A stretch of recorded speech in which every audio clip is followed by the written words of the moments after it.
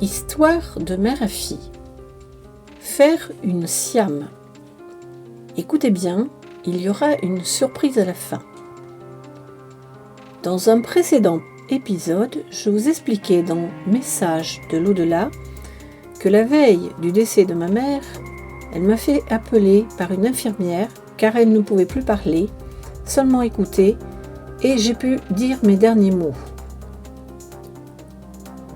Cela s'est passé vers 19h.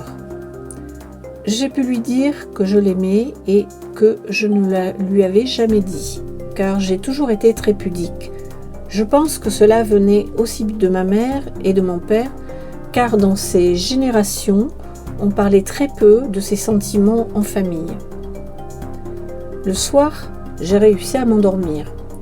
Sur les coups de 3h du matin environ, j'ai eu un genre de rêve prémonitoire. Ma mère est venue me visiter dans mon rêve. Elle se tenait à une grande table face à moi et à mes 2 frères, comme la table de la scène de Jésus. Chose surprenante, elle nous tendait les mains, mais sous la table. Il n'y avait pas de parole, mais j'ai compris qu'elle nous demandait de nous réconcilier. Quant à ce message surprenant, j'ai encore du mal à l'interpréter. Cette table, comme celle de la scène, représente le dernier repas de Jésus. Mais les mains sous la table, qu'est-ce que cela voulait dire ? Est-ce que c'était des choses cachées ou un manque de communication de sa part envers nous ? Il me reste encore des points à éclaircir et comme dans mon podcast « Couper les liens karmiques », je me disais qu'il serait intéressant de faire une siam, communication induite après la mort. En effet, cela me permettrait d'entrer en contact avec l'aide d'un praticien utilisant la technique EMDR avec un membre défunt de ma famille. Dans un autre podcast, Contact avec l'au-delà, je vous ai expliqué ce qu'est une siam. Vous pouvez aussi regarder la vidéo de Madame Evelyne Joss de la chaîne Résilience Psy, thérapeute psychotraumatologue qui l'explique très bien. Vous trouverez le lien affiché et en barre de description. Mais le dernier cap de l'action a été difficile à passer et j'ai réussi à le passer en prenant le rendez-vous 1 mois à l'avance. Cela est arrivé il y a 15 jours et j'ai dû aller à Paris car il y a très peu de thérapeutes spécialisés. C'était prévu en 2 séances de 2 heures chacune, le vendredi et le samedi après-midi. La thérapeute qui m'a pris en charge est une psychologue clinicienne spécialisée dans les événements post-traumatiques. C'est une personne douce, prévenante et empathique. Elle m'a immédiatement mise en confiance. En premier, la séance commence par une enquête sur mes problématiques et traumatismes.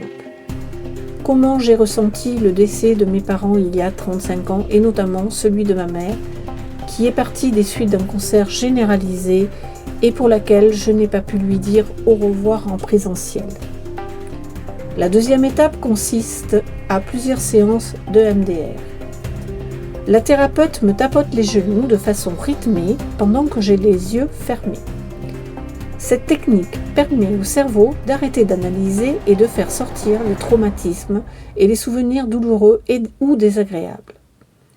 Dans mon cas, je devais me concentrer sur l'image de ma mère.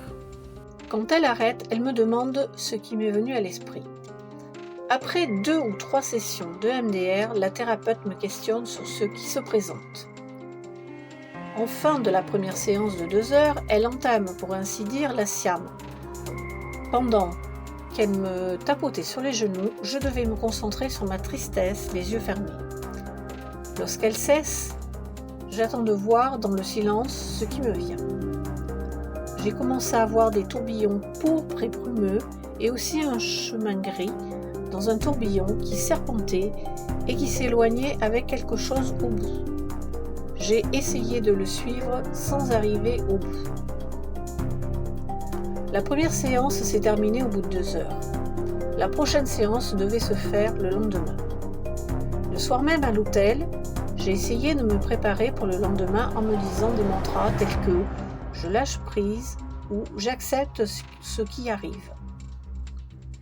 Le lendemain, à la deuxième séance, nous embrayons directement par 2 ou 3 sessions de MDR, puis de Siam, en me concentrant à nouveau sur ma tristesse et au moment de l'enterrement de ma mère. Il fallait aussi que je lui dise tout ce que je n'avais pas pu lui dire. Comme la séance n'arrive pas à aboutir à la Siam, la thérapeute change de technique par le MDR mais avec les yeux. Il s'agit de suivre un stylo qu'elle présente devant mes yeux, de gauche à droite. Elle me demande de répéter dans ma tête des mantras tels que « je peux m'apaiser »,« je peux me détendre »,« je peux faire mon deuil »,« je peux pardonner »,« je peux lâcher prise ». Là à nouveau, je vois des tourbillons violets avec des tourbillons verts qui essaient de s'entrelacer et de s'immiscer. Mais j'ai aussi des écrans noirs par moments.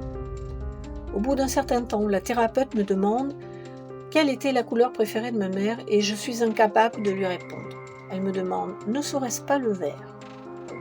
En effet, comme moi-même j'étais habillée en couleur violine, le vert pouvait représenter ma mère. En fait, la thérapeute avait senti la présence de ma mère, cependant j'avais trop de résistance de mon côté. Nous avons essayé également d'entrer en contact avec ma grand-mère, mais également sans succès. En conclusion de séance, la thérapeute m'a donné quelques mantras personnels à faire en me tapotant les genoux, tels que « je peux me libérer »,« je suis libre »,« je peux couper les mauvais liens »,« je peux m'exprimer maintenant ». Elle m'a également conseillé de voir un sophrologue pour qu'il m'aide à ne plus avoir peur de mes émotions, à me sortir de mon amnésie traumatique, à pouvoir être en contact avec mes émotions, à savoir gérer mes émotions, à apprendre à exprimer mes émotions.